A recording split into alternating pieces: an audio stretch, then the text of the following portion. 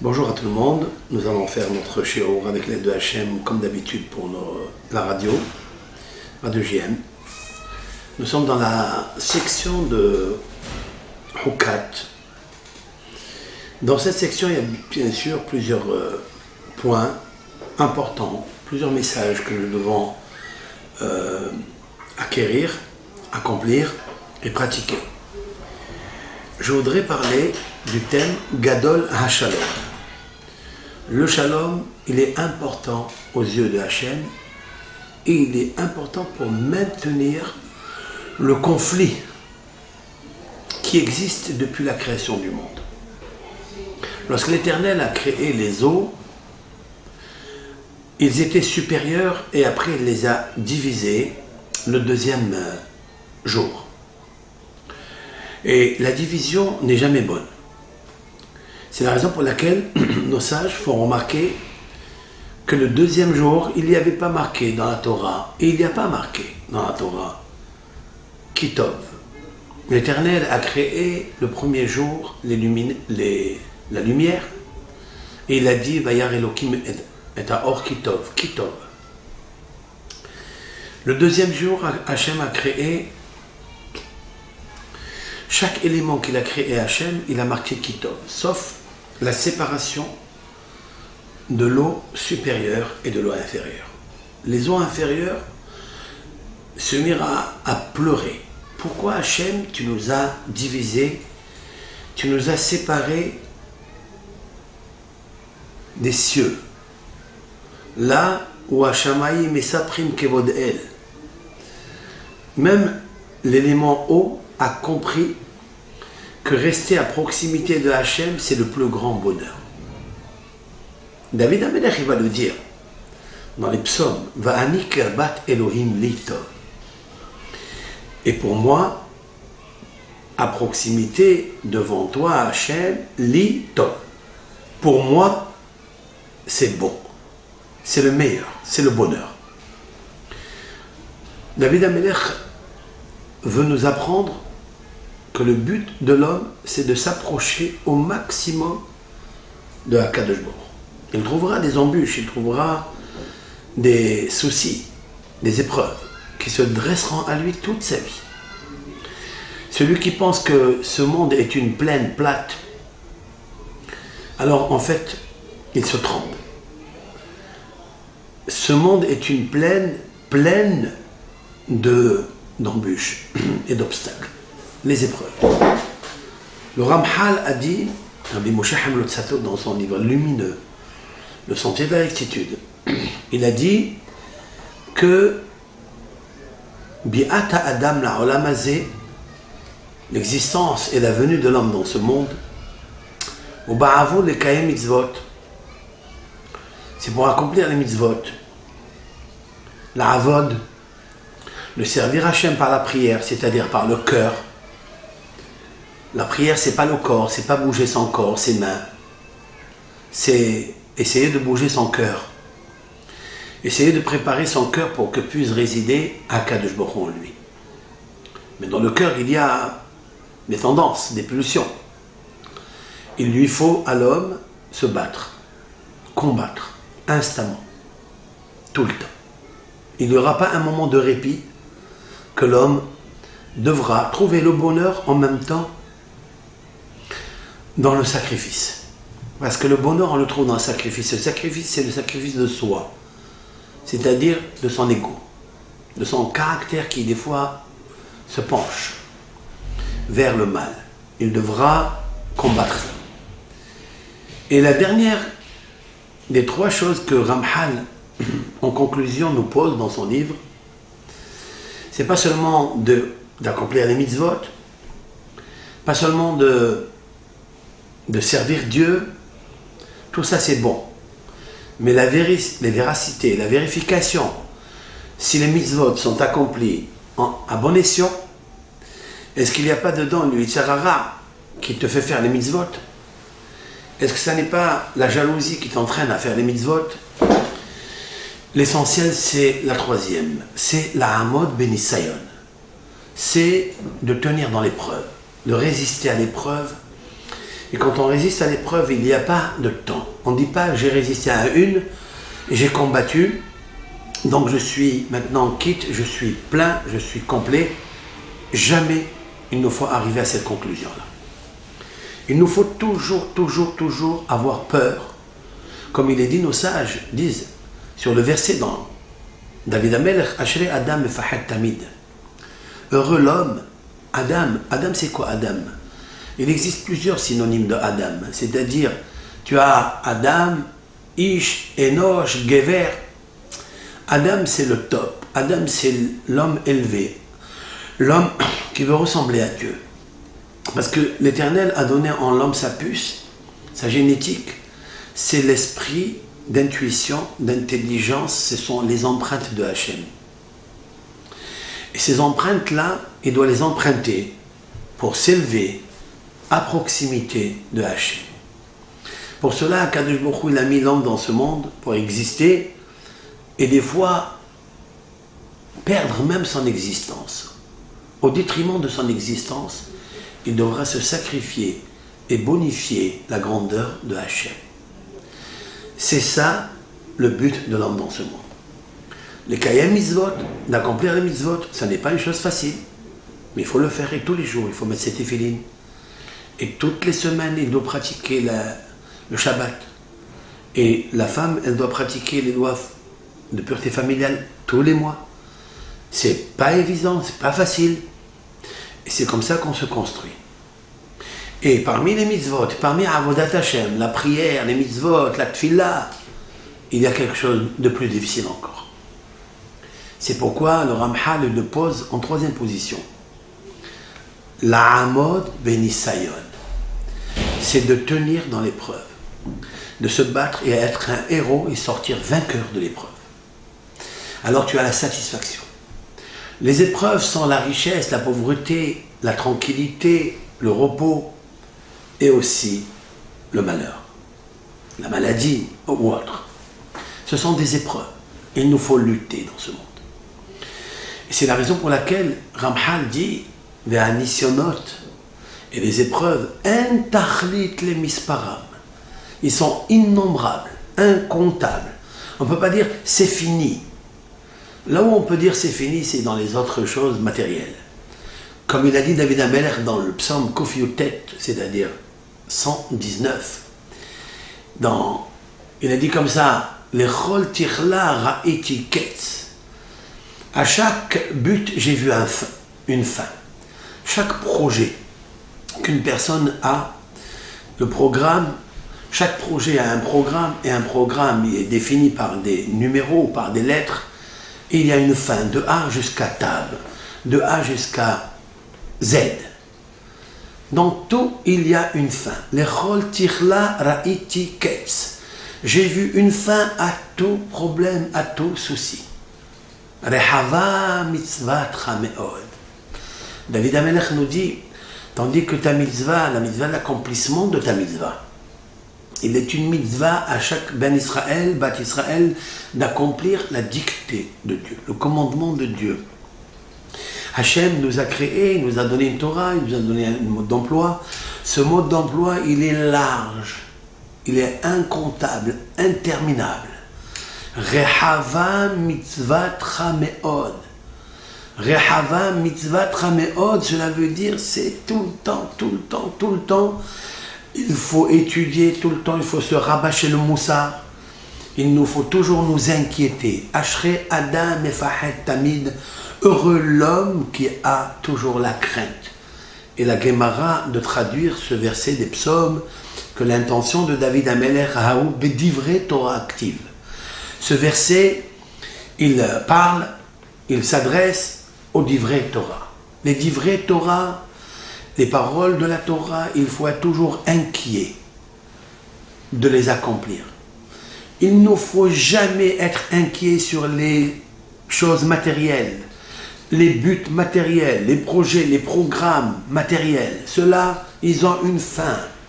C'est Akadosh Baruch Hu qui les dirige, en même temps que toi, tu puisses faire un tout petit peu de ishtadlut, c'est-à-dire d'intervention. Tu dois intervenir, tu dois faire des gestes. Mais le reste se fait par Akadosh Baruch Hu. Ça n'est pas toi qui termine le projet, qui le fait réussir ou échouer. Ça, c'est concernant les choses matérielles. Par contre, Bédivrei Torah, pour les paroles de Torah, Ashrei Adam Mefahed Tamid. Heureux l'homme, c'est encore une fois cet homme-là qui est celui qui veut s'élever, évoluer, s'approcher de Ribono Shel Olam, lui faire confiance, de l'aider même pour les mitzvot. Parce qu'il nous faut avoir même le bitachon b'Hashem, plus encore, pour accomplir les mitzvot. Ne t'inquiète pas pour les autres choses. Si elles doivent venir, même si tu ne fais rien du tout, elles viendront. Et si elles ne doivent pas venir, même si tu interviens toute la journée, tu ne les auras pas. Tout vient de Hachem. Est-ce qu'au moment où tu étais dans le ventre de ta mère, dit Job, dans son livre le plus sacré, après la Bible, Job, il a dit, je voudrais revenir aux 9 mois où j'étais dans la matrice de ma maman. Et là-bas, je jouissais gratuitement, facilement, aisément. Je jouissais des services que Akadosh Baruch Hu m'a produits sans que je puisse demander la moindre goutte d'eau. Je n'ai pas demandé à ma mère de me nourrir. Et de facto, par le biais du Hesed de Hachem, il y a une nourriture que la maman mange, s'alimente, et l'enfant grandit et pousse. J'ai demandé quelque chose, j'ai rien demandé. Pour être dans le placenta et vivre le bonheur pendant 9 mois, c'est-à-dire la valeur numérique Herayon, à savoir la grossesse. Il dit, Job, lorsqu'il subit les épreuves, les grosses épreuves dans sa vie, où il perd 10 enfants, il perd toute sa fortune, et quand même il essaye de rester intègre, et la puce dans sa bouche, de peut-être il va dévier, peut-être il va se plaindre.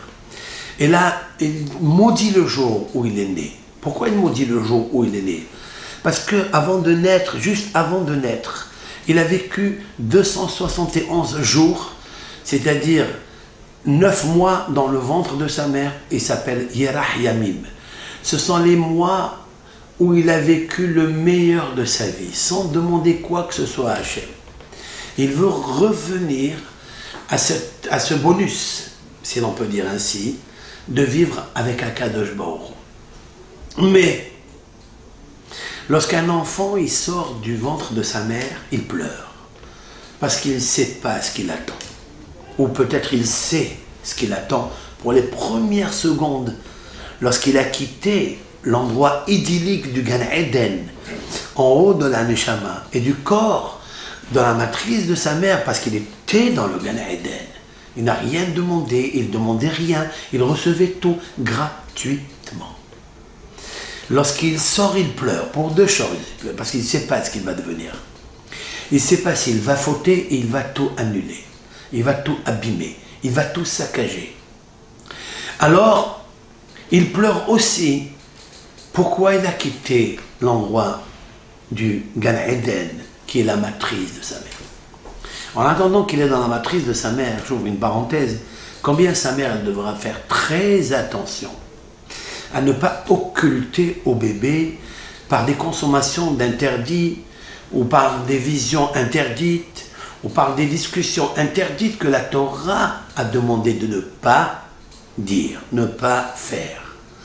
Et ça agit, ça fait l'effet sur l'enfant. Et tout ce qu'elle mange, elle doit faire très attention pour que cet enfant, quand il sort, elle a la responsabilité que quand il sort, il ne pleure pas beaucoup. Il reste calme. Comme s'il était sûr qu'il allait être un tzaddik. Comme s'il était sûr qu'il allait tenir les épreuves qui arrivent, qui se dressent et les embûches qui gîtent, ce véhicule tout au long de sa vie. Ça a la maman une grande responsabilité pour ça. Job a pleuré et il a dit, j'ai tout perdu, j'ai perdu même mon Job. Eh bien quand même, j'ai envie de revenir maintenant à l'état initiale, quand j'étais 9 mois dans le ventre de ma mère. Il nous apprend quelque chose de magnifique. Ça veut dire que j'ai besoin de toi, Akadosh Baruch Hu, pour accomplir les mitzvot, certes, pour servir Hachem par le cœur, uniquement par un cœur pur, ça aussi. Mais ce que j'ai besoin le plus, c'est de tenir dans ces épreuves que tu m'as envoyées. Parce que l'ange de la mort avait comme mission de casser le corps, briser le corps de Job et le rabaisser, le mépriser au point où il peut se suicider sans lui enlever le nefesh qu'il a en lui. Rak et nafsho lotikah. Il lui a dit à Kadosh Baruch Hu, au Satan, il a dit fais ce que tu veux de Job, fais-lui ce que tu veux, mais ne lui prends pas son âme. Garde-lui son âme en lui. Tant qu'il y a la bougie en lui, il peut encore revenir à lui. Il peut éclairer les ténèbres des épreuves qu'il vit. Il peut espérer remonter la pente et gravir la pente et le ravin où il s'y trouve. Les épreuves sont des choses difficiles, mais il nous faut tenir. Donc, le Ramchal conclut les Kayam mitzvot, d'accomplir les mitzvot, la avod, de servir en avoda et la balev. En quoi consiste le service divin? C'est dans le cœur, ça n'est pas dans le corps, dans les gestes, dans les mouvements. Tout est une kavana de neshama. Et ce cœur, il doit être tellement modifié, tellement travaillé, le caractère tellement amenuisé, il doit se battre contre l'orgueil de soi. Il doit se minimiser lui-même. S'il veut être en maître Behar Hashem, comme c'est marqué, Miya ale Behar Hashem, ou Miyakum bimkom kocho. La montagne de Hashem, c'est quoi? Le monde entier est à Hashem. En quoi consiste et à quoi il pense le psalmiste David Amelech lorsqu'il dit quel est l'homme qui est tzaddik, quel est l'homme qui est ré Hashem, qui craint Dieu?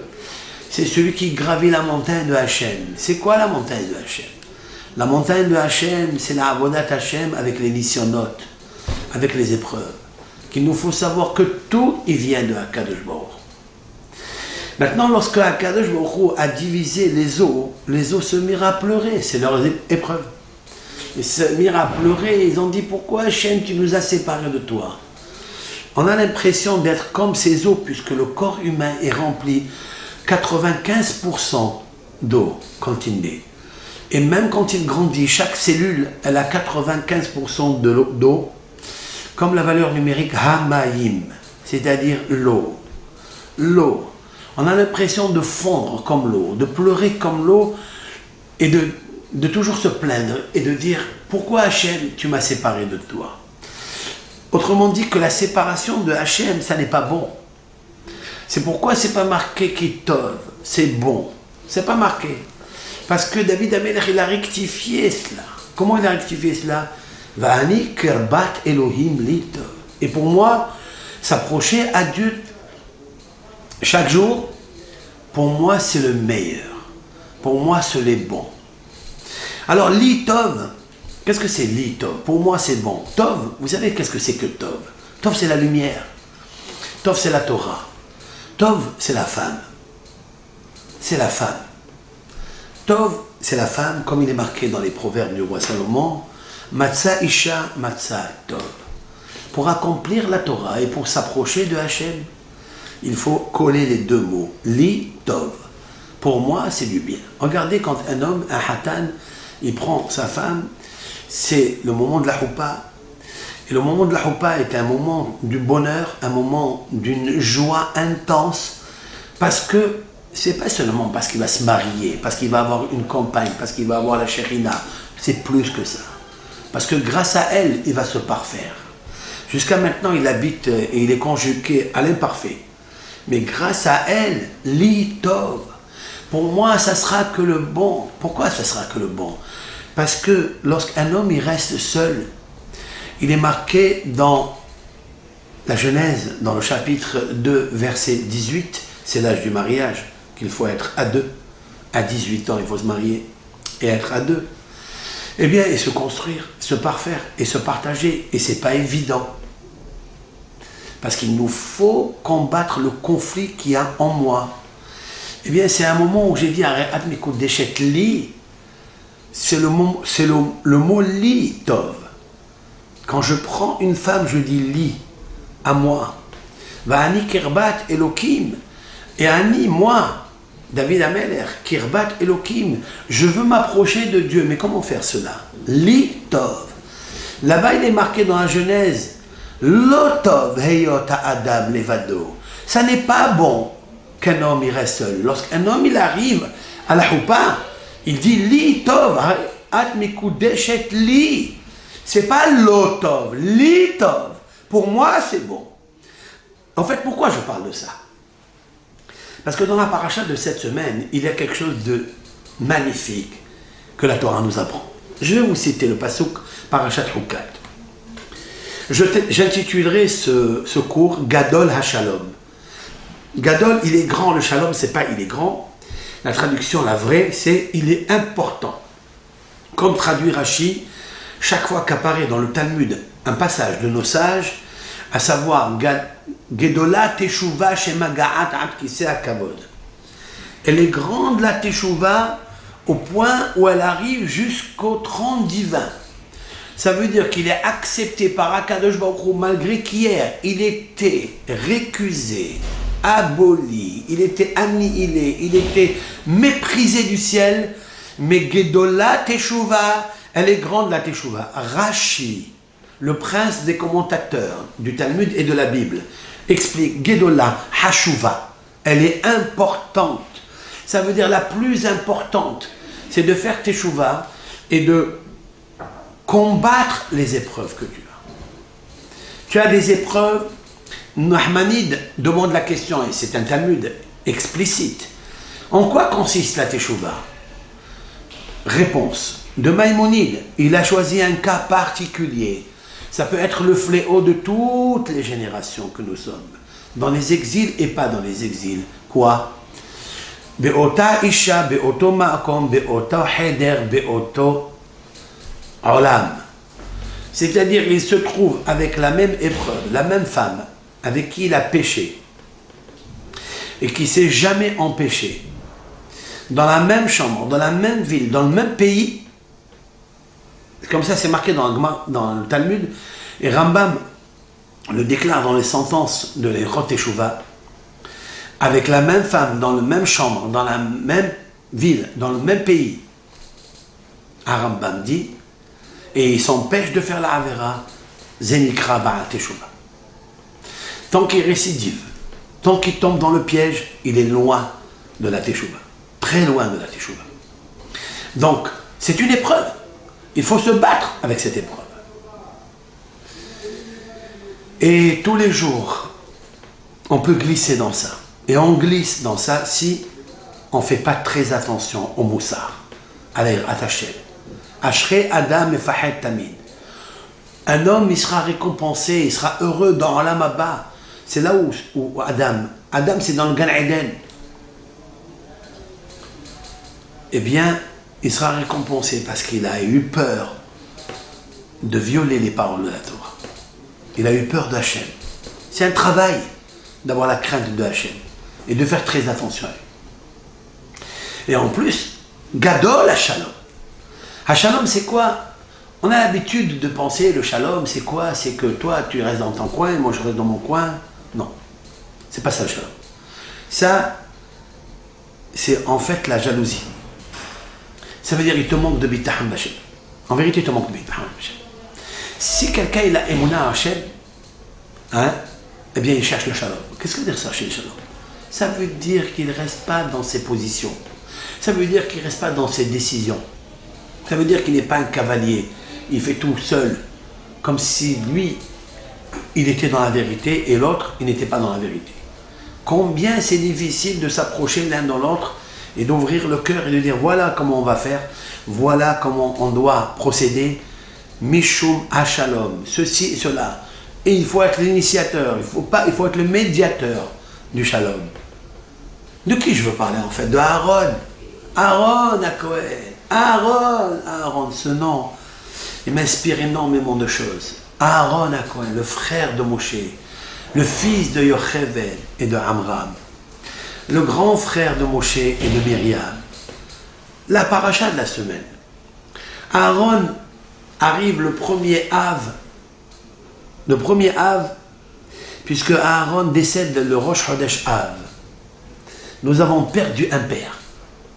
Hakadosh Baruch Hu, qui est le Av du ciel, le père du ciel, il a choisi de prendre la Neshama d'Aaron comme Chodesh Av, le mois de Av. Le mois de Av, on sait combien on a peur de ce mois. On frémit quand on entend le mois de Av. Il s'est passé beaucoup de choses le mois de Av. Les Meragelim ont voyagé en fait le 29 Sivan, dans le 6e décan, terminé Gémeaux. Gémeaux, c'est quoi Gémeaux? Gémeaux, ce sont l'effigie de deux êtres qui s'aiment, s'assemblent, se ressemblent. Ceux qui sont Ahava ve'Ahva, Shalom ve'Re'ou. Lorsqu'a fini le mois de Sivan, ont voyagé les explorateurs. Ils ont rapporté une interprétation mauvaise, la médisance sur la terre d'Eretz Israël, alors que Hachem, Akadosh Baruch Hu, qui les a sortis d'Égypte, qui les a sauvés, qui leur a donné la manne, qui leur a tout donné, il leur a dit que la terre est bonne, elle est belle, elle est puissante, elle est forte, il y a tout dedans. Tout il y a. Seulement les gens veulent habiter en Eretz Israël, ils veulent immédiatement les bonus. Ils veulent manger tout de suite le fruit d'Eretz Israël. Non, c'est impossible. Eretz Israël, c'est un très beau cadeau. C'est un merveilleux cadeau, mais il s'acquiert avec des épreuves et des souffrances.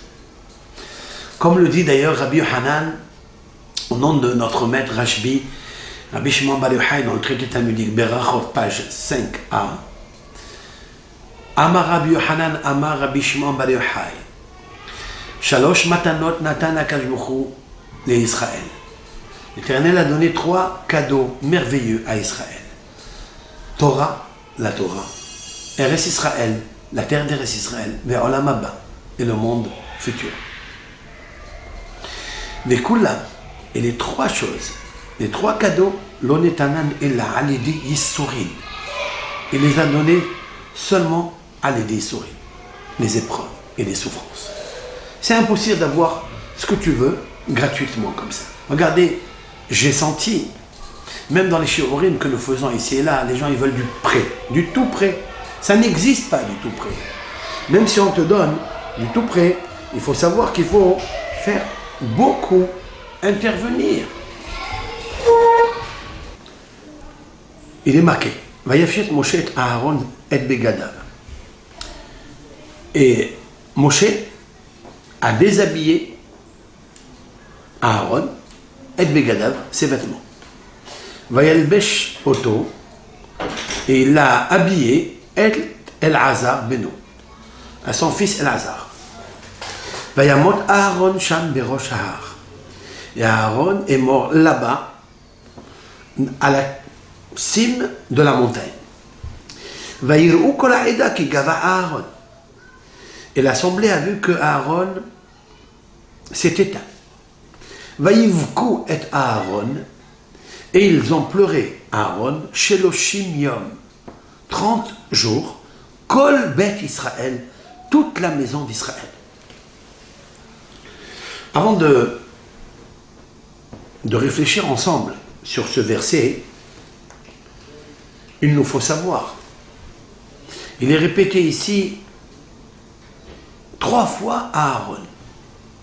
Je répète, Vayafshet Moshe et Aaron. Et Aaron, et Moshe a déshabillé Aaron. Ça, c'est la première chose. Et Begadav, ses vêtements. C'est difficile, ce mot-là. Et Begadav, ça veut dire quoi? Ses vêtements. Mais bien sûr, s'il a déshabillé, c'est des vêtements. C'est quoi Et Begadav? La deuxième chose, c'est quoi Et Begadav? Et. C'est quoi Et? Il fallait dire, Vayal Fshet Moshe et Aaron. Et Bigde Aaron. Et Bigde Aaron. Et Moshe a déshabillé Aaron. ou à enlever les vêtements d'Aaron. C'est quoi? Et begadav, comme s'il y a quelque chose qu'il a enlevé à Aaron à part les vêtements. Parce que vous savez très bien que les deux lettres et veut dire et. Il a enlevé quoi de plus? Vayalbesh Otto, il l'a habillé et El-Hazar. C'est-à-dire qu'il a pris les vêtements d'Aaron et il les a posés à El-Hazar, son fils. Et là, la question se pose. Vayalbesh Otto, et il l'a habillé au singulier. Il a habillé qui? Alors qu'il est marqué Et Begadav, ses vêtements. Il n'y en a pas un, il y en a plusieurs. C'est quoi Vayalbesh Otto, Et El-Hazar? Vayamot Aaron. Aaron est mort. Sham Berosh Ahar. Vayiro Kol Haïda qui gava Aaron. La troisième fois, le mot Aaron apparaît. Et Aaron, lorsqu'on vu l'assemblée que c'était à Aaron, Vaïvkou et Aaron, et ils ont pleuré Aaron, 4 fois il est marqué Aaron. Vaïvkou et Aaron shloshim yom. Ils ont pleuré Aaron 30 jours, Kol Bet Israël, toute l'assemblée d'Israël. Rashi dit, Kol Bet Israël, toute l'assemblée d'Israël, ha'anashim ve'anashim, les hommes et les femmes. Pourquoi les hommes et les femmes? Les filles chez Haya Aaron, parce que Aaron, Haya Rodef Shalom, il courait pour faire la paix. Ou Matil Ahava, il imposait l'amour, Ben Baale Meriva, entre les protagonistes, les personnes qui se disputent, ou Ben Ishve Ishto, et entre un homme et une femme. Rachid est très intéressant ici. Aaron s'occupait des protagonistes. Il y a 2 associés qui se disputent par rapport à une affaire et Aaron intervient. Mais il n'arrête pas l'intervention jusqu'à ce qu'il impose l'amour entre les 2 protagonistes. Ça, c'est une chose. Ou ben ish ve ishto, et entre un homme et une femme. C'est-à-dire dans le couple, le shalom baïf de Aaron. A priori, on voit que Rashi a posé cela en 2 parties. Il existe celui qui est le médiateur des affaires pécuniaires entre les protagonistes, ça c'est une chose, il faut connaître. Et il existe un médiateur spécialisé uniquement pour Ish ve Ishto. C'est ce que je comprends de là. Aval be Moshe. Mais chez Moshe Rabbeinu, lo ne'emar kol bet Israël. Au sujet de Moshe, il n'est pas marqué que toute l'assemblée, toute la maison d'Israël a pleuré Moshe. Pourquoi? Il dit Rashi, Biglal, she'aya mochiyach ota. Parce que il leur faisait des reproches. Alors là ça me fascine parce que on met Aaron en haut et a priori on fait un petit peu dévaluer le mérite de Moshe Rabbeinu. C'est-à-dire comme ça, c'est-à-dire que pleurer un homme comme Aaron et le pleurer 30 jours, la Torah nous dit quelque chose de terrible. Dites-moi une personne aujourd'hui qui peut pleurer quand il est en deuil, quand il perd même ses parents. Il peut pleurer un jour entier. Ses parents. Il lui a amené toute la tova du Ola. Sa mère s'est occupée de lui dès qu'il est sorti. Avant qu'il sorte. Les 9 mois, elle a fait très attention à lui dans le ventre. Elle faisait très attention à ne pas manger n'importe quoi. Quand il est né, elle s'occupe de lui. Elle le fait grandir. Mais combien, quel tracas il y a. Les nuits surtout, c'est pas évident. Les maris n'aiment jamais se lever la nuit. C'est très difficile. On raconte sur Rabbi Ishaq Blazer, l'élève intime de Rabbi Israël Salanter, que, âgé déjà, à l'âge de 50 ans, parce qu'il n'avait pas d'enfant avec la première femme, il a supporté sa femme, supporter, quand on dit supporter, il faut la supporter, c'est un joug. La femme est un joug, oui. Ashrei ha-gever ki issa ol bin horav.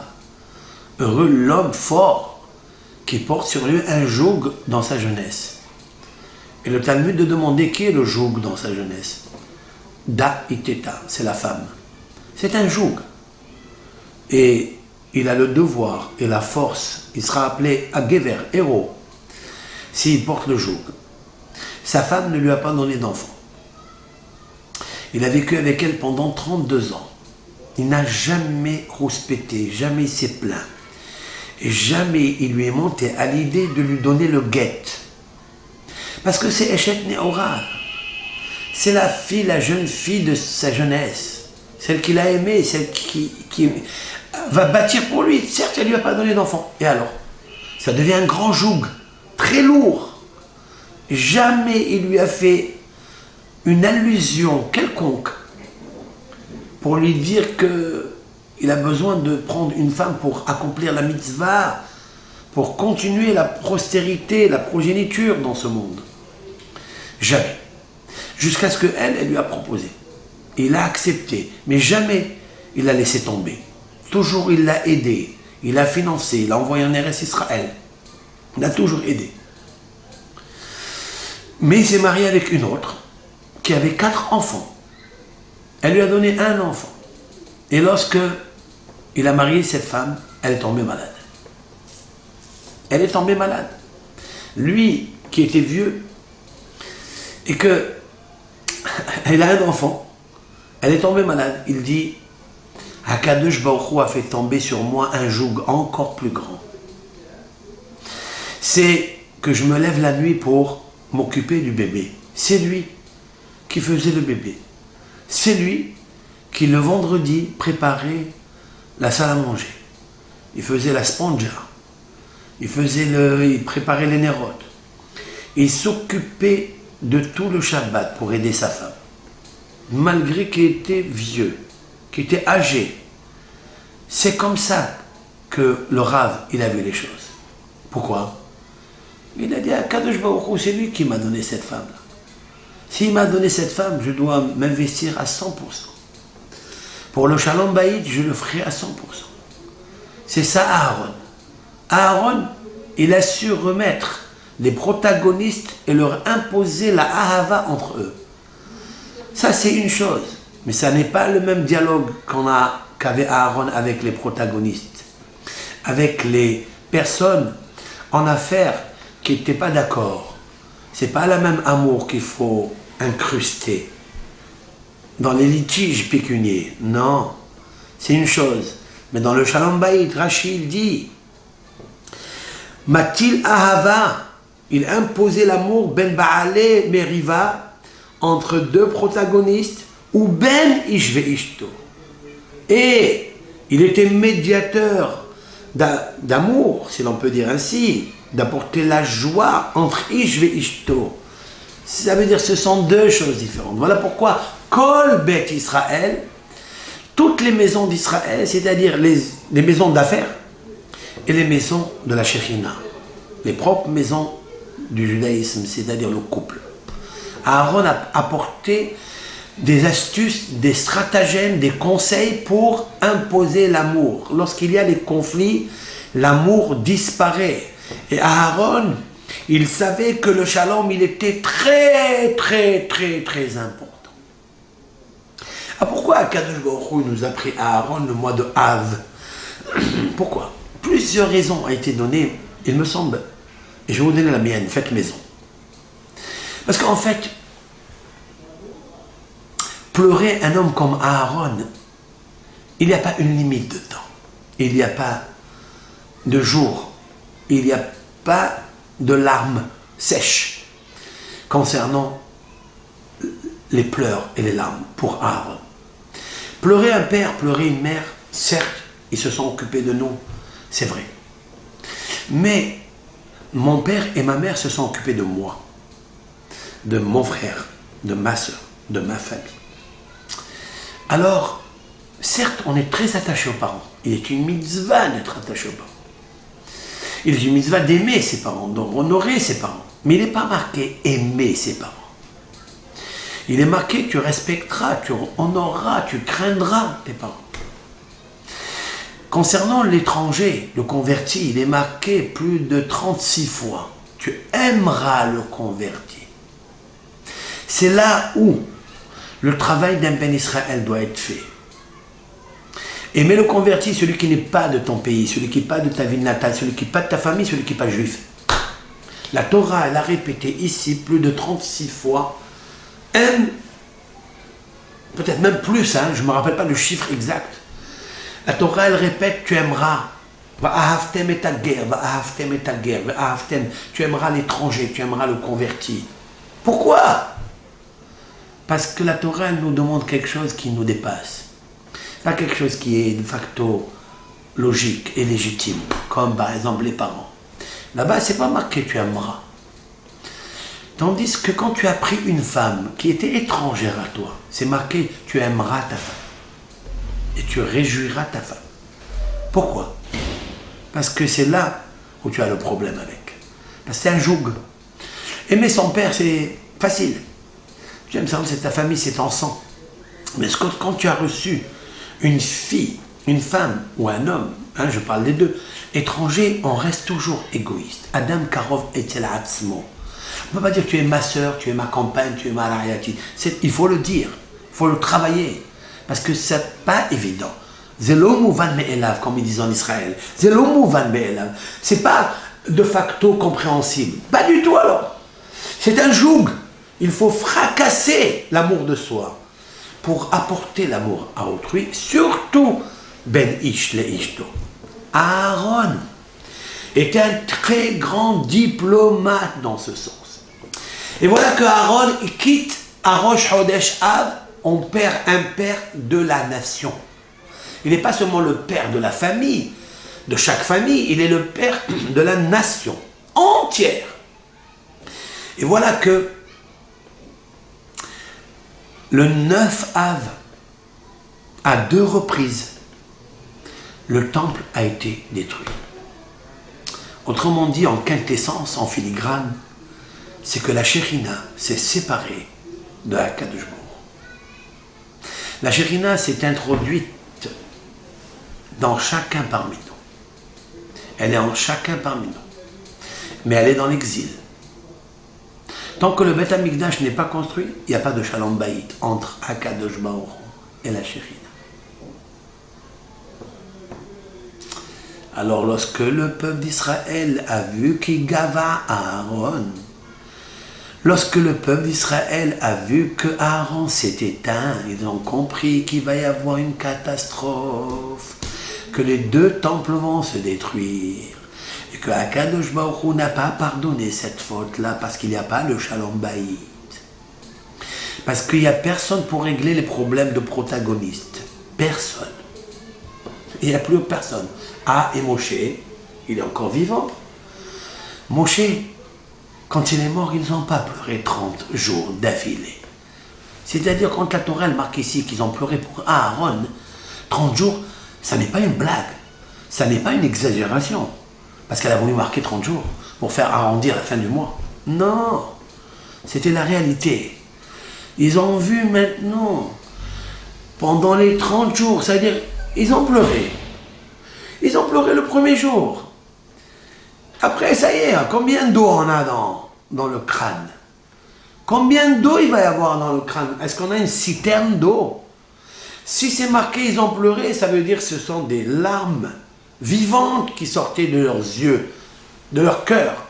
C'est sûr et certain.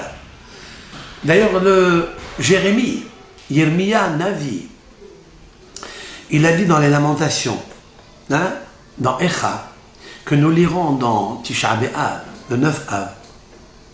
Mi yiten roshi mayim ve'eni mekor dim'a ve'efke yomam valayla al halale bat ami. Je traduis. Hachem, qui me donnera mi yiten roshi mayim, que ma tête se remplit d'eau, ve'efke yomam valayla, pour que je puisse pleurer jour et nuit. Al-halale batami, sur les cadavres de ma famille, de mon peuple. Il voyait que tous les corps des femmes enceintes, des bébés, pleuraient et gisaient au sol. Il voyait les Kohanim mourir, les Lévi'im, tout le Beth Israël est parti en galoute.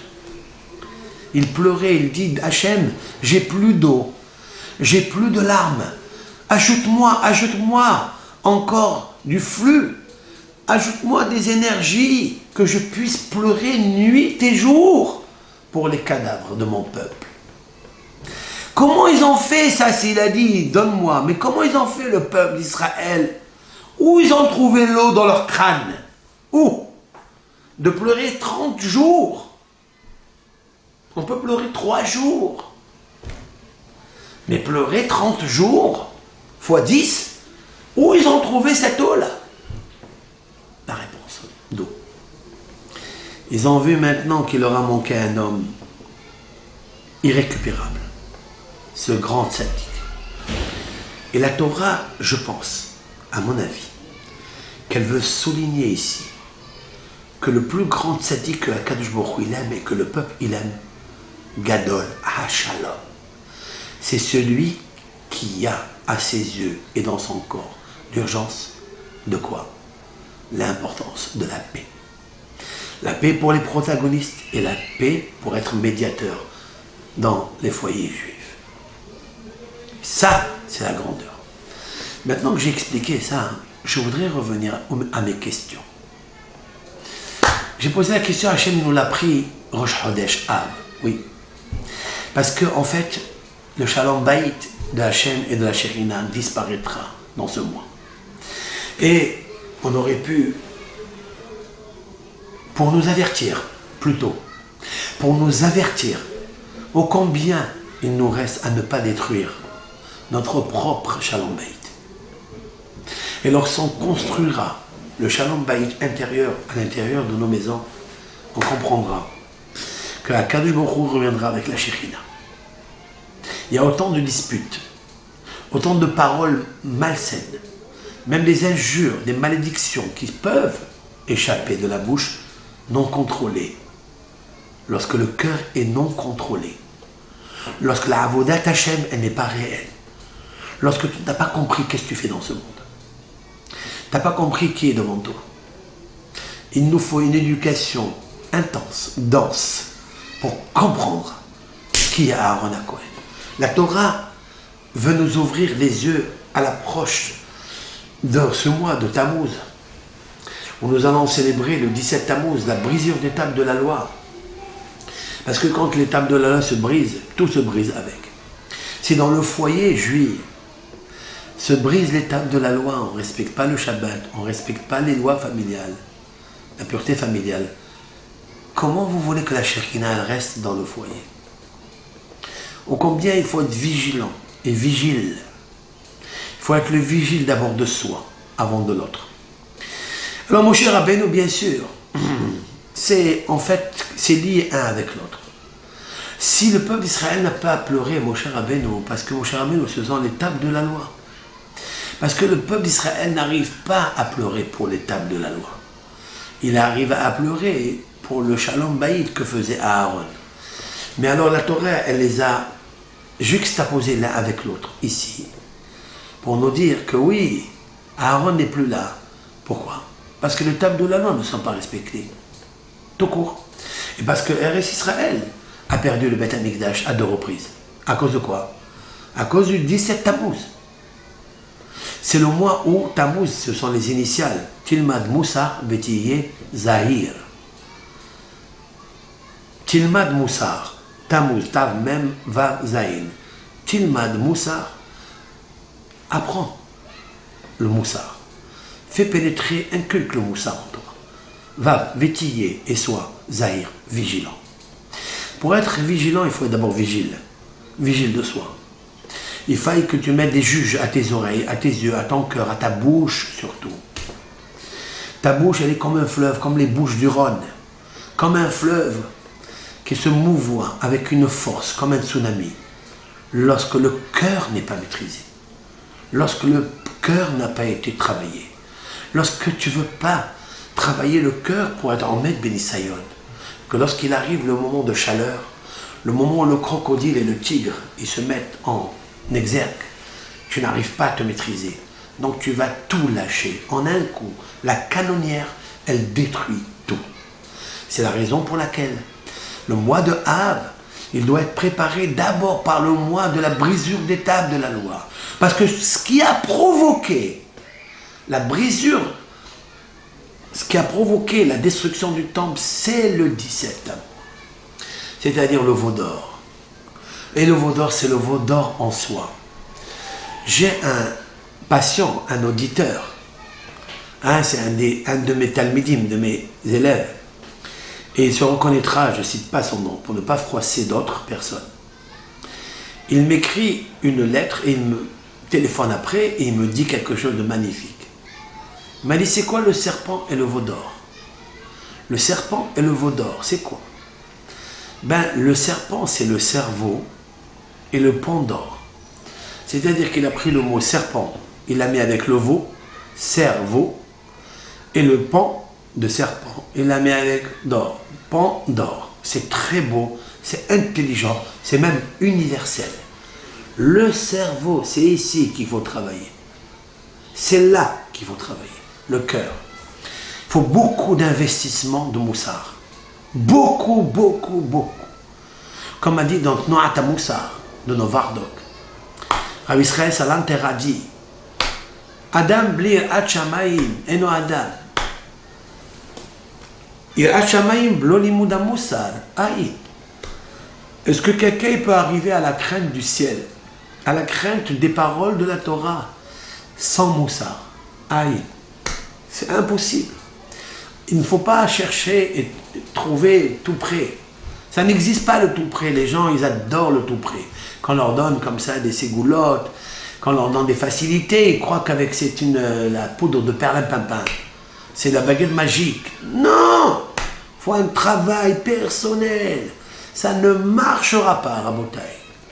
Ça ne marchera pas ni dans le couple, ni dans une affaire, ni dans rien du tout, si on ne fait pas un travail personnel, intériorisé. Il nous apprend, Aaron, il a fait un travail, combien de temps il lui fallait? Vous savez qu'Aaron, il lui fallait une grande patience pour s'occuper de tout ce peuple.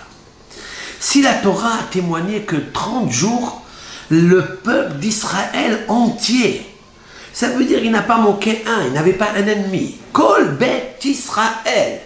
Il n'y a pas un ennemi d'Aaron. Aaron, c'est pas tout le monde qui pleurait. Pour Moshe. Pourquoi?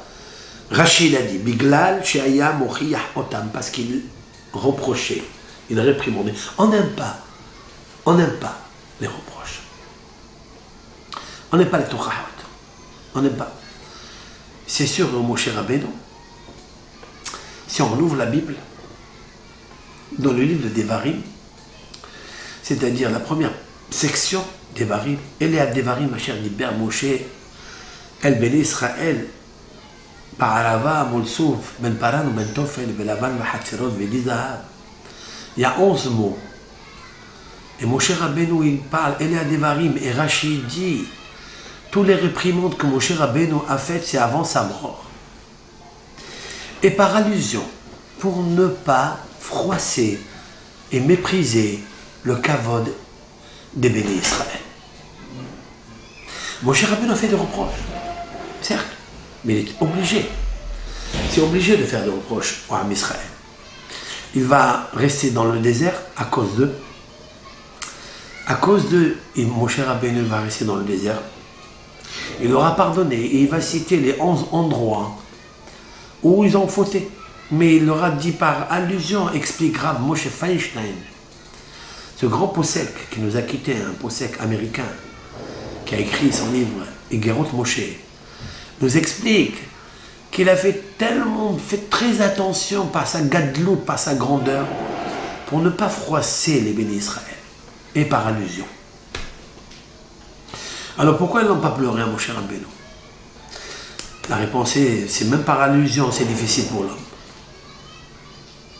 Mais Aaron, même pas une allusion. Il rentrait avec Black et des cœurs, le shalom, pour percer les bunkers de la mahaloket. Et c'est ça, sa réussite. C'est qu'il agissait sur le terrain. Il n'a pas fait une fois, deux fois, trois fois. Et pas seulement cela, c'est qu'il a fait à Kol Bet Israël. Ça veut dire que tout celui qui avait un problème, il l'a guéri. Mais comment il est arrivé? Il faut une grande patience pour ça. Regardez les rabbinim que nous sommes. J'avoue que c'est très difficile de s'occuper instamment, constamment, même d'un couple.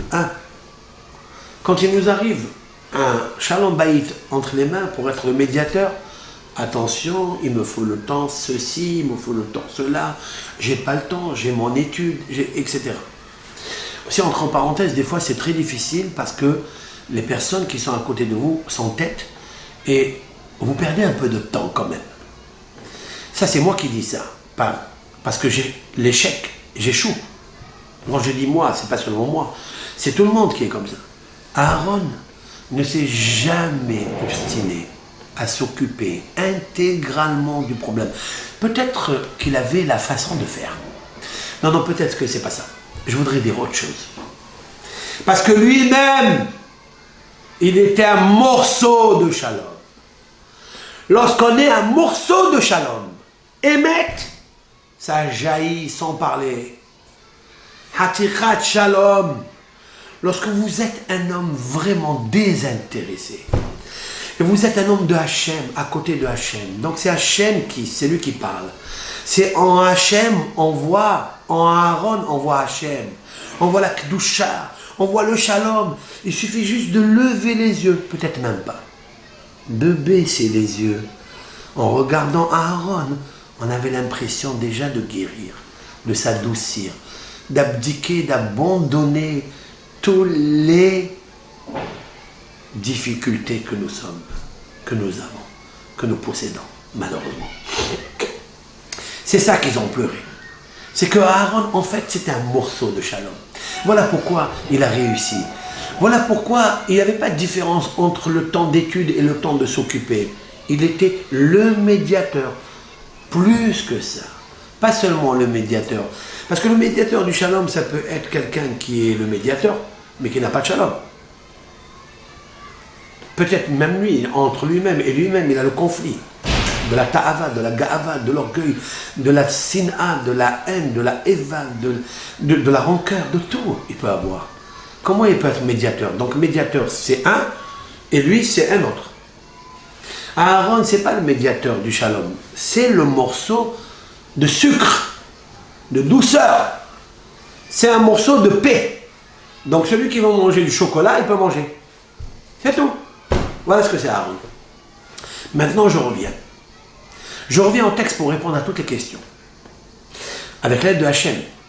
C'est un cours que je n'ai pas préparé, seulement avec vous, maintenant, et Dieu m'est témoin, que je lis le passouk avec à la grâce de Hachem Itbarach, et il me donne son inspiration, je le remercie.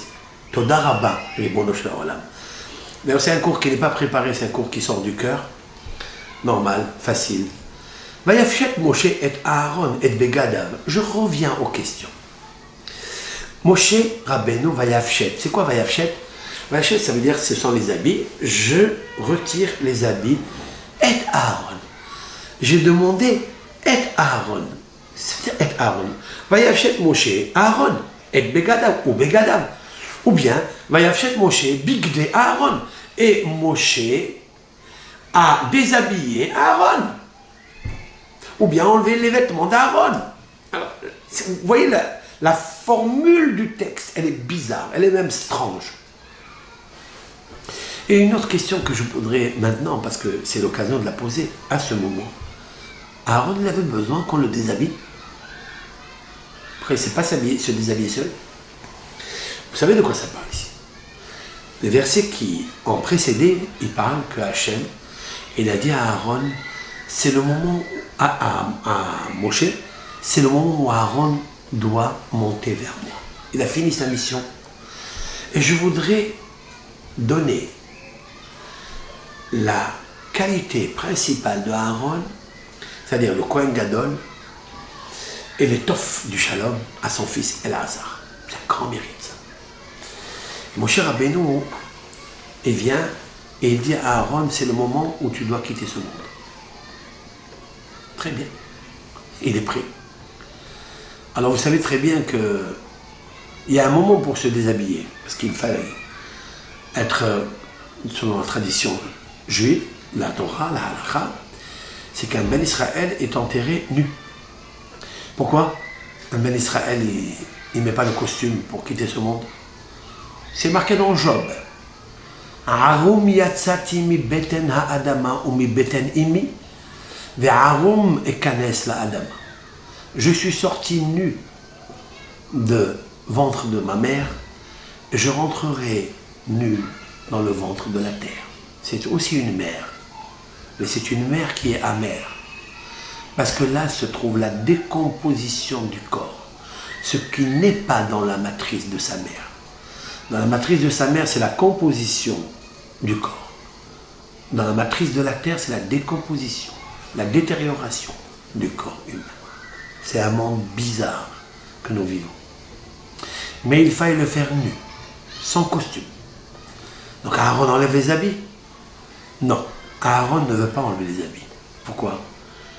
Parce que Aaron, il dit, je vais mettre un peu de temps pour enlever les habits. Et que Akadosh Baruch Hu m'a dit, maintenant c'est le moment, je voudrais que Aaron me les enlève et me les enlève très vite. Parce que moi je risquerais d'être flemmard pour enlever ses habits, pour rester encore un petit peu de vie dans ce monde. Tiens. Mais, comme l'Éternel, il m'a demandé, mon âme, il veut reprendre mon âme. Aaron, s'il te plaît, Moshe, enlève-moi les habits. Vayavchet Moshe, et Aaron. C'est quoi et Aaron? Vayavchet Moshe, Aaron. Non, et Aaron. Il y a deux choses chez Aaron. Il y a les habits, c'est-à-dire les vêtements, certes, mais il y a d'autres vêtements chez Aaron. Ce sont les qualités spirituelles, les ma'alot et les midot tovot de Aaron. Et ça, Aaron ne peut pas les enlever lui-même. Il faut que ce soit Moshe Rabbeinu de ses propres mains prenne ces qualités et fait quoi? Yalbesh Oto et El-Azar. J'avais demandé la question. Et il habillait Oto au singulier, alors que c'est marqué Et Begadav, cela veut dire les vêtements au pluriel. C'est quoi Oto? Vous savez c'est quoi Oto? Et Aaron. Pour ma part, c'est que Moshe Rabbeinu, il a pris Aaron, ce qui restait en Aaron, c'est-à-dire ce qui va rester en Aaron, les qualités spirituelles qu'avait Aaron, pas les vêtements ils vont moisir, ils vont user. C'est les qualités qui sont inusables, qui sont éternelles. Et cela, Moshe Rabbeinu va prendre Oto, c'est Aaron vayalbesh et El-Azar. Et il va habiller pas El-Azar, parce que El-Azar c'est le corps, le vêtement et, c'est-à-dire la neshama d'El-Azar. Celle qui le suit, celle qu'on ne voit pas, celle qui est toujours accompagnée. Et des fois on pense qu'elle est secondaire, mais c'est la principale. Alors Vayamot Aaron. Alors Aaron est mort. Lorsque Aaron a vu que toutes ces qualités qu'il a travaillées dans sa vie, ils les ont passées à son fils El-Azar. Vayamot Sham Beroshar. Là-bas il est mort à la tête de la montagne. Chers frères, chers amis, pourquoi souligner à la tête de la montagne? Est-ce qu'on va aller vérifier un jour? C'est quelle montagne on parle ici? Et puisque c'est marqué précédemment d'abord, c'est marqué que Aaron est monté Berosh Ahar. Il est monté donc à la cime de la montagne, donc il était là-bas. Pourquoi souligner encore une deuxième fois qu'il est mort Aaron là-bas, bien sûr là-bas, et où? Et en plus Berosh Ahar, pourquoi le signifier? La réponse est, ça n'est pas la même montagne dont on parle. Ça n'est pas la pierre dont on parle. C'est Rosh Ahar Mi'ale Behar Hashem qui va monter dans la montagne de Hashem. Il existe une montagne de Hashem invisible. Par la combinaison des qualités, du caractère, des midot tovot d'Aaron. Laquelle? Shalom. Gadol HaShalom. Et c'est pourquoi Rashi, Lorsque le peuple d'Israël a pleuré 30 jours, oui, on ne peut cesser de pleurer. On ne peut pas s'arrêter de pleurer un homme toute notre vie, un homme de paix. Pas celui qui nous reproche, et même par allusion. Et cette fois-ci, tout le peuple d'Israël, les protagonistes d'un côté, et le Shalom Bayit Ish Ve'ishto d'un autre côté. Alors où ils ont trouvé l'eau dans leur crâne pour pleurer aussi longtemps, à savoir 30 jours? C'est possible?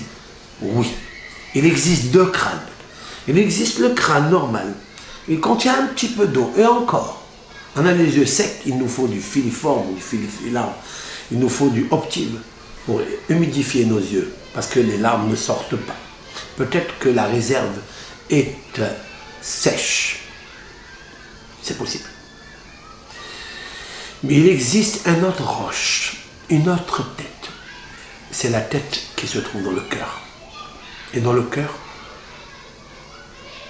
il n'y a pas de fin aux larmes que tu peux sortir.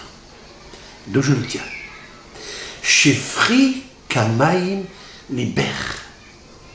Verse comme l'eau ton cœur. Dans le cœur, il y a de l'eau, tu peux le verser. Aaron, il avait quelque chose de particulier. C'est qu'il imposait l'amour, pas dans la tête, pas dans les mains, pas dans le corps, mais dans le cœur. Lorsqu'il y a l'amour, il y a de l'eau. Lorsque cet homme disparaît, je peux aller puiser des larmes du cœur. Et ces larmes sont Kamaïm, Shifri Kamaïm Liber, Nocha Bene Hachem, en face de Hachem. Et c'est ça l'amour. Lorsque vous aimez quelqu'un et il lui arrive quelque chose, automatiquement vous pleurez. Mais d'où sont venues les larmes?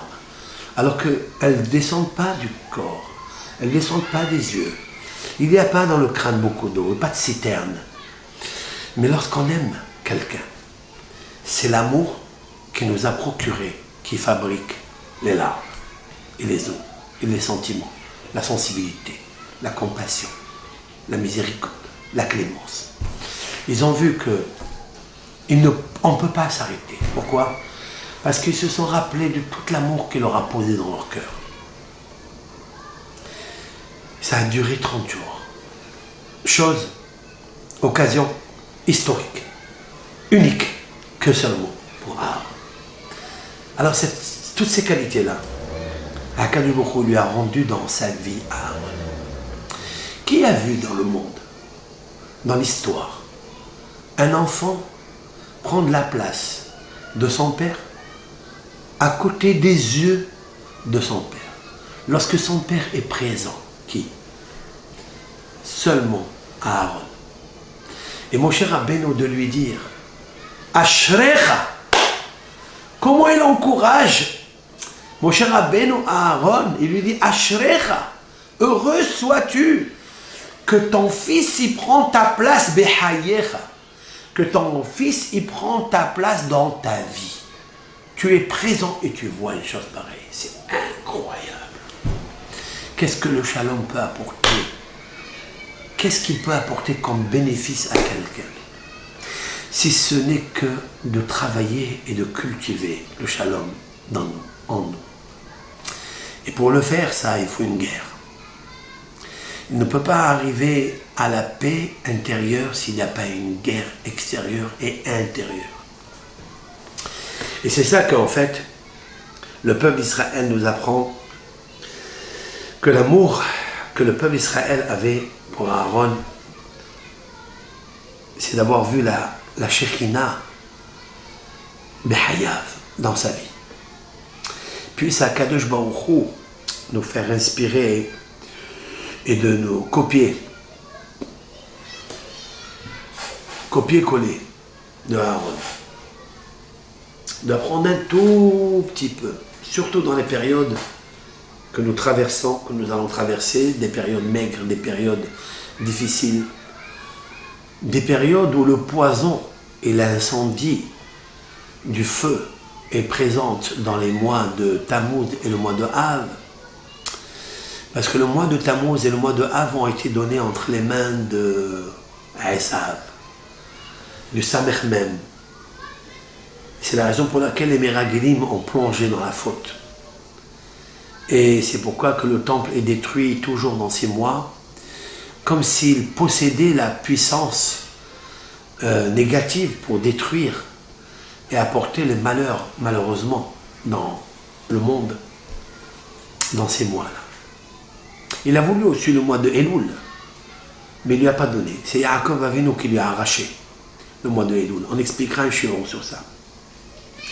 C'est pourquoi, quand ils ont voyagé, explique Rav Shimshon de Ostropoli, c'est un élève du Ari Akadosh, il ne l'a pas vu peut-être, il n'a pas vécu avec lui, mais s'est inspiré de ses écrits, mais le Rav Shimshon de Ostropoli, c'est lui qui a dit ce hidouche. Les bénis Israël ont voyagé le 29 Sivan, c'est-à-dire on commence le mois de Tammuz. Et la Torah décrit là-bas que et la période était les prémices des raisins.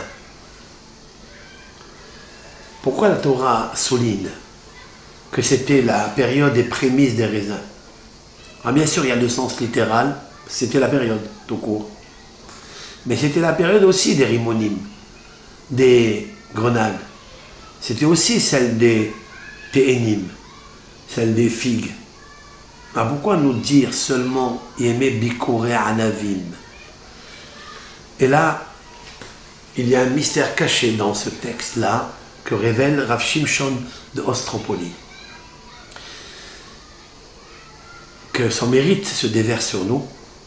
Il dit comme ça, Bikoré, Bikorim, c'est les prémices.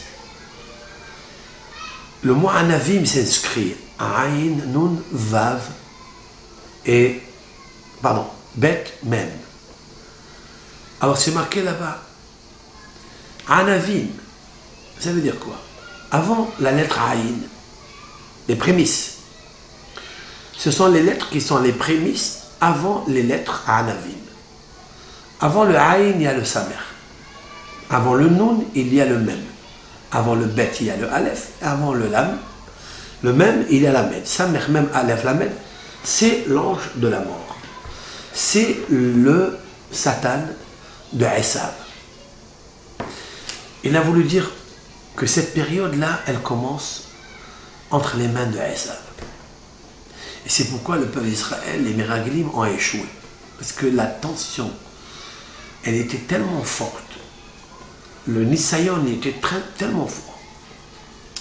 Samer même Aleph Lamed, pour corriger cela, qu'est-ce qu'il nous faut? Il faut baisser sa tête et disparaître.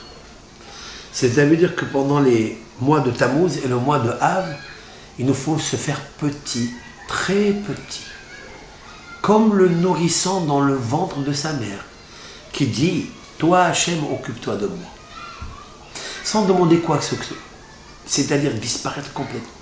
D'où je le sais, le Rav Hida alav Shalom, notre maître, le Rav Hida, a écrit un livre sur les Tehillim. Il s'intitule Yosef Tehilot. Et il apporte que le psaume 131 et le psaume Shir la Ma'alot de David, cantique pour David, Hachem, l'Éternel, Lo gava libi velo ramu enai. Mon cœur ne s'est pas enorgueilli, mes yeux ne sont pas hautains. Kagamoul aleimo, et il termine David Ameler. Je n'ai pas marché dans les grandeurs, je ne sais pas, je ne me suis pas manifesté. Je suis comme le nourrisson qui allait de sa maman. Le psaume 131 est la valeur numérique Samer Mem Aleph Lamed, 131. C'est aussi la même valeur numérique à Anava, la modestie. À Anava, la modestie. Et David Amelech, il le dit, Hachem, lo gava libi, mon cœur ne s'est pas enorgueilli, même un tout petit peu. Parce que je sais, Hachem, que mon fils, il va dire dans les proverbes, dit David, Do'avat Adonai kol gevalev. Abomination à Hachem, tout orgueil, même tout petit qu'il soit, c'est une abomination d'Hachem. Alors quoi faire? Comment un homme, il peut ne pas se considérer quelque chose? C'est possible ça? C'est impossible? Oui, c'est possible. David Amelach nous donne le plan. Kagamoul, allez, Imo. Fais en sorte que je sois comme un petit nourrisson. On doit se considérer dans cette période de 131 où le Samer même Aleph Lamed, c'est sa période à lui, c'est entre ses mains. C'est l'orgueil par excellence.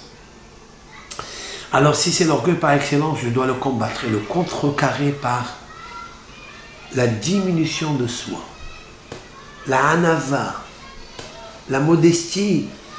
Et quelle modestie? Qu'est-ce que tu dois avoir dans ta tête? Pense à ta mère. Écoutez bien ce que je vous dis. Pense à ta mère.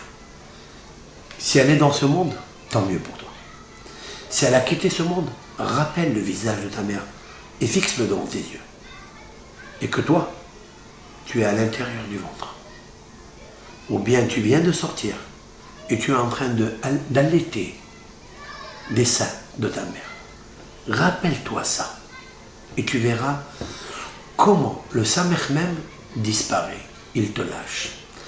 Le Samer même ne s'enorgueillit que sur les orgueilleux.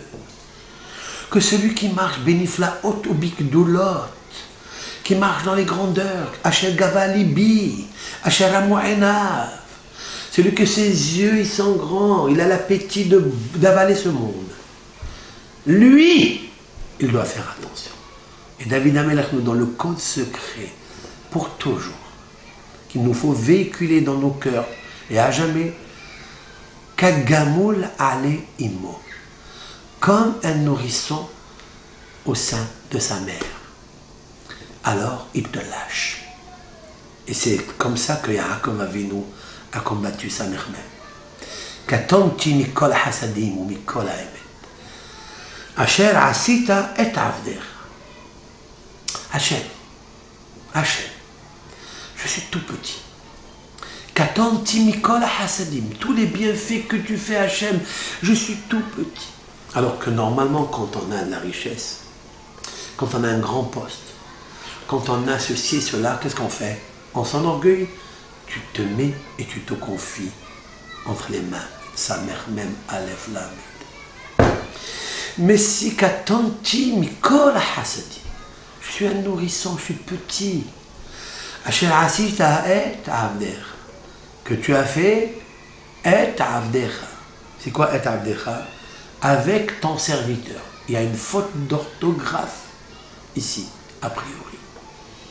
Asher asita, que tu as fait, les bienfaits et la charité que tu as fait, im avder, il aurait dû dire avec ton esclave. Im, c'est le bon hébreu, la bonne grammaire. C'est quoi Asher asita et avder, que tu as fait avec ton serviteur? Et je vais vous dire un pirouche fait maison avec l'aide d'Hachem. Yaakov Avinu, il nous apprend comment combattre le serpent. Le cerveau, Pandore. Comment? Il a dit à Kadosh Baruch Hu, tu m'as fait beaucoup de bien. Tu me donnes tout, la richesse, tout. Mais le plus grand bienfait que tu m'as donné, c'est que tu as fait Et Avdera, tu m'as fait à moi. Pas que tu as fait avec moi, ça je le sais. Mais le premier bienfait que tu as fait, c'est que tu as fait que je sois créé comme un nourrisson à l'intérieur de la matrice de ma mère. Et en sortant, je suis encore nourrisson. Merci Hachem. Et là, cette phrase-là, il l'a dite quand? Quand il doit affronter qui? Esav. Et l'ange de la mort. Son ange de la mort, sa mère même, le Satan. Alors qu'est-ce qu'il a fait Yaakov? Il a dit, ah Yaakov, Ani Akev, je suis talent, je suis rien du tout. Je ne suis pas Israël, je ne suis pas Israël, je ne suis pas le riche. Non, je ne suis pas le nom Israël, le grand. Je suis Yaakov. Et je te remercie pour le bien que tu as fait de me faire à moi, de me façonner à moi. Asher asita et avdecha. Tu m'as fait à moi, parce que tu as fait avec moi les bienfaits. Ça, je l'avoue, je suis reconnaissant à toi. Mais le plus grand, c'est d'être petit comme un nourrisson. Pourquoi? Parce que tu risques de tout perdre. Tous les bienfaits, si tu dis pas merci, comme un petit nourrisson qui allait des seins de la Emouna, de sa mère, qui est la Emouna, la mère. C'est ça que David Ameller dans le psaume 131, valeur numérique Anava, valeur numérique Samir Mem Aleph Lamed 131, pour le combattre. Hachem, Logava Alibi. Je ne suis pas un orgueilleux. Très bien. Je n'ai pas levé mes yeux voir ma richesse, ma grandeur. Je suis roi. Non. Begdolot lo halarti. Je ne marche pas dans les grandeurs. Alors, comment faire? C'est possible? Tu as des richesses, c'est pas une épreuve, c'est une épreuve, les richesses. C'est une épreuve, la pauvreté. Tout ça, c'est des épreuves. Comment faire? Kagamoul ale imo. Comme un nourrisson devant la mer. C'est ça, la recette universelle qu'il nous faut apprendre. Bien, rattaché le barar, on peut passer le cap de ces mois très difficiles et on apprendra d'Aaron. Aaron, la patience qu'il avait, c'est quoi? C'est qu'il était toujours comme un nourrisson. Il trouvait toujours les mots, et le lait, et le miel, pour apporter l'espoir et l'amour aux autres. Qu'on apprenne un petit peu d'Aaron, qu'on apprenne de sa patience. Est-ce qu'il avait une patience? Oui, mais d'où il a acquise cette patience? Nos sages disent que Aaron, il balançait les Lévites en un jour 32 000. 32 000 Lévi'im, il leur faisait la ténoufa, ce qu'on appelle le balancement. C'est une mitzvah du Kohen dans le Beth Amikdash. Demande Rav Chaim Shmulevitch, de mémoire bénie dans son livre Sihot Moussar. C'est possible. Il avait la force de qui? Il avait la force d'un héros, d'un puissant. Lever une personne, c'est pas évident. On levait 2, 3 000, 32 000 par jour. Je crois que c'est le chiffre exact. Hein? Comment il arrivait à faire ça? Ou 24 000, je ne sais pas. En tous les cas, c'est Rachi. Même 1000 personnes, comment il peut? La patience et l'amour. Vous avez vu le joug? C'est un grand joug, ça. Si on a un peu d'amour, on peut supporter le joug d'un couple.